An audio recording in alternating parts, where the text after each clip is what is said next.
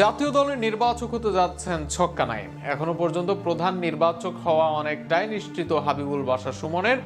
জাতীয় দলের আরেক সাবেক ছক্কা নাইমকেই পেতে পারেন সহকারী হিসেবে।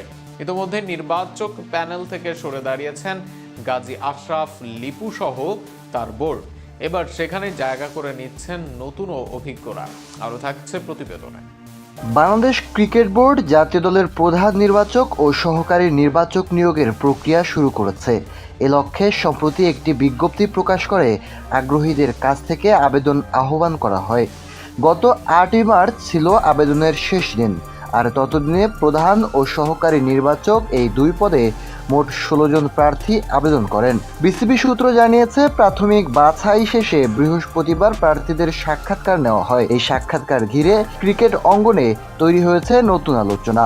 কারা আসছেন জাতীয় দলের নির্বাচক প্যানেলে? প্রধান নির্বাচক পদের জন্য আলোচনায় সবচেয়ে এগিয়ে রয়েছে সাবেক জাতীয় অধিনায়ক হাবিবুল বাশার সুমন। দীর্ঘদিন ধরে ক্রিকেট প্রশাসন ও নির্বাচক প্যানেলের সঙ্গে যুক্ত থাকায় অভিজ্ঞতা তাকে অন্যদের তুলনায় এগিয়ে রেখেছে।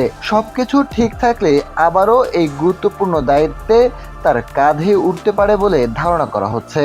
অন্যদিকে সহকারী নির্বাচক পদের লড়াইয়ে আছেন কয়েকজন সাবেক ক্রিকেটার। বিশেষ করে তুষার ইমরান ও ছক্কা নাইম খ্যাত নাইম ইসলামের নাম ঘুরে ফিরে আসছে আলোচনায়। বিসিবির অভ্যন্তরীণ সূত্রে বেশ কিছু গণমাধ্যমের দাবি, এই দৌড়ে সামান্য ব্যবধানে এগিয়ে আছেন নাইম ইসলাম। সাক্ষাৎকার বোর্ডে উপস্থিত ছিলেন বিসিবির 4 পরিচালক ফারুক আহমেদ, খালেদ মাসুদ পাইলট, নাজমুল আবেদিন ফাহিম ও আব্দুর রাজ্জাক।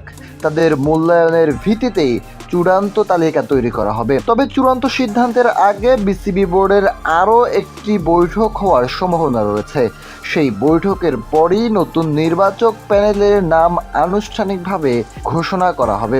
এখন দেখার বিষয়, শেষ পর্যন্ত অভিজ্ঞতা ও যোগ্যতার সমন্বয়ে কাদের হাতে ওঠে জাতীয় দলের ভবিষ্যৎ গড়ার দায়িত্ব।